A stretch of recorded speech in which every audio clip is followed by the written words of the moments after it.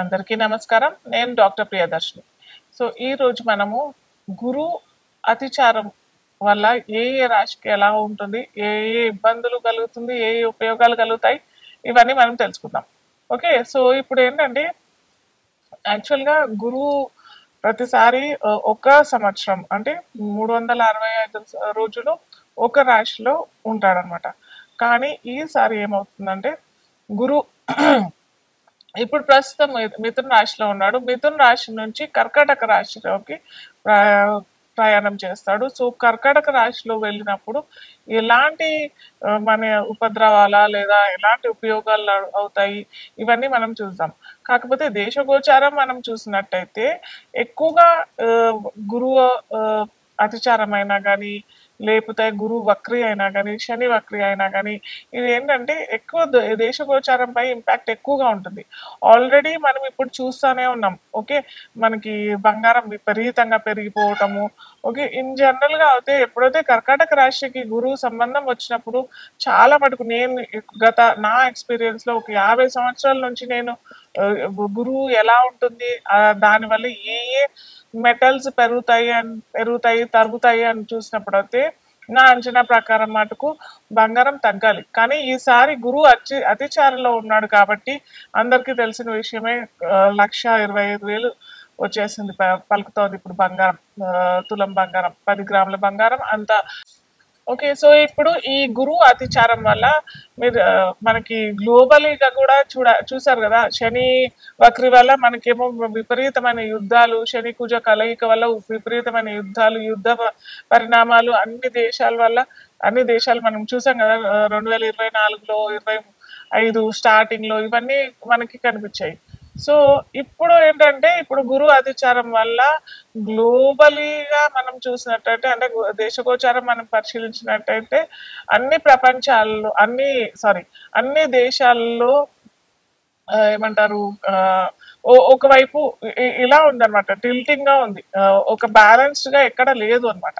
ఎందుకు అనంటే ఇక్కడ చెప్పాం కదా గురువు అతిచారం వల్ల ఒకటి బెనిఫిట్ అవ్వాలి ఎవరికి అనంటే బాగా ఎడ్యుకేటెడ్ వైపు అనంటే సాంకేతికంగా నిపుణులకి లేదా ఉపాధ్యాయులకి లేదా ఏమంటారు కొత్త టెక్నాలజీ తెలుసుకోవాలి, దానిలో వెళ్ళాలి అని అనుకునే వాళ్ళకి మంచి ఉపయోగకరంగానే ఉంటది. కానీ మళ్ళీ మనము ఇలా మెటల్స్ వైపు చూసినట్టయితే మటుకు అది బాగా ఇంక్రీజ్ అయిపోవడము, అటు ఇరిగేషను ప్లస్ ఫార్మింగ్ ఇటువైపు వెళ్ళినట్టయితే అటువైపు కొద్దిగా ఎక్కువ ఇబ్బందులు ఏమి ఉండవు అనమాట. ఎందుకు ఇబ్బందులు ఏమి ఉండవు అని అంటే అక్కడ గురువుకి దానికి సంబంధం ఏమీ లేదు కాబట్టి సో అక్కడ కొద్దిగా బ్యాలెన్స్ గానే ఉంటది. ఎక్కడ ఎక్కువ తగ్గులు ఉంటాయి అని అంటే బ్యాంకింగ్, ఫైనాన్స్ రంగంలో ఉన్న వాళ్ళకి బ్యాంకింగ్ వ్యవస్థ మొత్తం ప్రాపంచికంగా చూసినట్టయితే బ్యాంకింగ్ వల్లనే కదా మనకి ఇప్పుడు గోల్డ్ రేట్ పెరిగిపోవడము, డాలర్ రేట్ పెరిగిపోవడము, అటు పిల్లలకి ఫారిన్ లో వెళ్ళిన వాళ్ళకి మంచి ఆపర్చునిటీస్ దొరకకపోవడము, ఇవన్నీ ఎక్కడ కనిపిస్తున్నాయి మనకి గురు గోచారం వల్ల. గురువు అతిచారము అనుకుంటాము. ఎప్పుడైతే అతిచారం స్టార్ట్ అవుతుందో అప్పుడే దాని ఫలితాలు వస్తాయి అని అనుకుంటారు, కానీ అది తప్పు. ఎప్పుడైతే గురువు ఈ సంవత్సరం అతిచారంలో ఉంటున్నాడు లేదా వక్రిలో ఉంటున్నాడు అన్నప్పుడు అట్లీస్ట్ 3 నెలల నుంచి 6 నెలల నుంచి ఆ రిజల్ట్స్ మనకి ఆ పరిణామాలు మనకి కనిపిస్తూ ఉంటాయి అన్నమాట. సో అందుకే మీరు చూసినట్టయితే ఈ సంవత్సరం పొడుగునా మనకి జనవరి, ఫిబ్రవరిలో రేట్ ఎంత ఉంటుంది? చాలా తక్కువ ఉండింది కదా, 80,000-90,000 వేలలోనే ఉండదు. అది ఎంత ర్యాపిడ్ గ్రోత్ వచ్చేసేసింది. సో ఏదైనా క్విక్ గా అయిపోతాయి అనమాట. ఏదైనా అటు ఇండస్ట్రియలైజేషన్ అయినా కానీ గ్లోబల్ వార్మింగ్ కూడా మీరు చూసినట్టయితే చాలా మందికి విపరీతమైన ఏమంటారు రోగ పరిణామాలు వేరే కంట్రీస్, మన దేశంలో అంత లేదు. ఎందుకంటే కర్మభూమి మన భూమి కాబట్టి, కర్మతో పూనుకున్నది కాబట్టి గురువు శని ఎక్కువ ఫలితాలు మన ఫలితాలు అని చెప్పలేము కానీ దుష్ఫలితాలు మన దేశ గోచారానికి అంటామట్టం అనమాట. కానీ అది వేరే కంట్రీస్ మనం చూసినట్టయితే ఎన్ని దేశాలు కొట్టుకుపోతున్నాయి యాక్చువల్గా.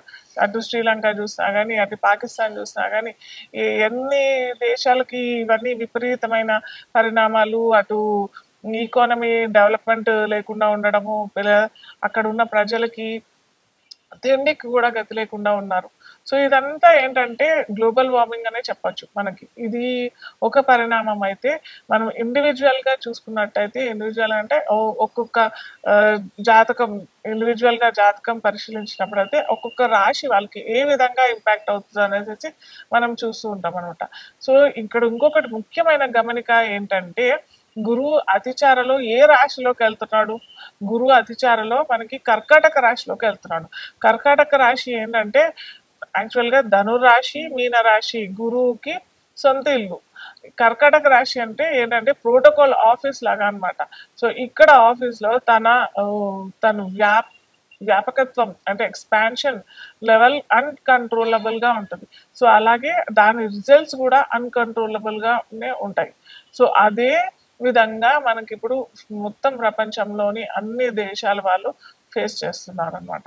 సో ఏదైనా బాగా బ్యాంకింగ్ వ్యవస్థ అయినా కానీ, ఫైనాన్షియల్ వ్యవస్థ అయినా కానీ చక్కగా డిసిప్లిన్డ్‌గా చేసుకునే దేశాలకి మటుకు ఎటువంటి ఇబ్బంది లేదు. ఇష్టం వచ్చినట్టు ఒక ప్లాన్ లేదు, ఒక పద్ధతి లేదు, ఏమీ లేదు అని అనుకున్న వాళ్ళకి చాలా ఇబ్బందులు, చాలా ఆటుపోట్లు. ఏమంటారు, మనం ఇక్కడ కర్మ సాఫల్యం పొందిన దేశం కాబట్టి మనది. సో ఇక్కడ మనకి దాని అనుసారంగా మనము నడుచుకుంటూ ఉంటాం కాబట్టి, ఎందుకంటే అందరూ నడుస్తున్నారు అని అంటే అది కాదు, అట్లీస్ట్ మాక్సిమం 50% అబోవ్ ఇక్కడ మన జనాభా చూసినట్టయితే అదేమంటారు కర్మ సాఫల్యం ప్రకారమే నడుచుకుంటూ ఉంటాం కాబట్టి మనకి ఏ ఇబ్బంది రాదు. ఒకవేళ వచ్చినా కానీ అది మనము ఏదో విధంగా దాన్ని నెట్టుకునే విధంగా మనము పరిష్కరించుకుంటాం అన్నమాట. సో అందుకని అది మనకి ఎఫెక్ట్ అవ్వదు. అలాగే మనము ఒక్కొక్క జాతకులకి ఎలా ఎఫెక్ట్ అవుతుంది గురు గోచార ఫలితాలు, అటు మేషరాశి నుంచి మీనరాశి వారికి ద్వాదశ రాశుల్లో ఎలాంటి పరిణామాలు వస్తాయి, ఇండివిజువల్గా ఏమవుతుంది అనేది మనం ఇప్పుడు చూద్దాం. సింహరాశి వారికి బృహస్పతి గోచార ఫలితాలు ఎలా ఇస్తాడు అని చూసినట్టయితే, సింహరాశికి అధిపతి ఎవరు అని అంటే, సింహరాశికి అధిపతి మనకి సూర్యుడు అవుతాడు, రవి గ్రహరాజుకి మనకి గురు ఎలాంటి ఫలితాలు ఇస్తాడు అని అంటే, గురు ఎక్కడ ఉంటాడు సింహరాశి వాళ్ళకి కర్కాటక రాశిలో ఇప్పుడు గోచార ఫలితాలు చూస్తున్నాం కాబట్టి, అతిచారంలో గురు వెనకల రాశి అంటే ద్వాదశ రాశి అయిన 12వ రాశిలో తిరుగుతున్నాడు అనమాట, సంచారం జరుగుతుంటాడు.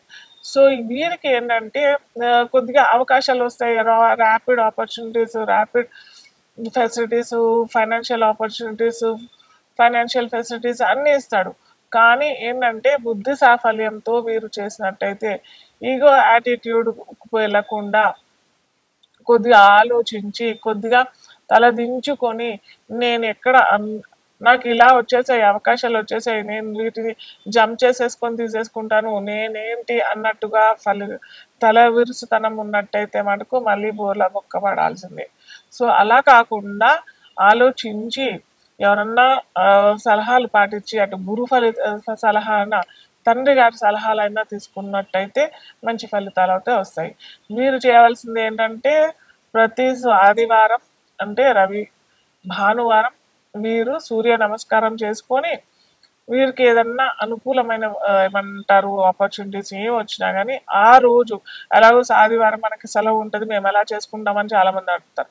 సో ఆ రోజు సంకల్పం చేసేసుకోండి, మేము ఇది అప్లై చేసేసుకుంటాము, ఇక్కడ మేము పెట్టేసేసుకుంటాము అని చేసేసుకొని మీరు మరుసటి రోజు ఎప్పుడైనా చేసేసుకోవచ్చు. అలా మీకు ఆదివారం అనుకూలమైన ఫలితాలు ఇస్తాడు. ఓకే.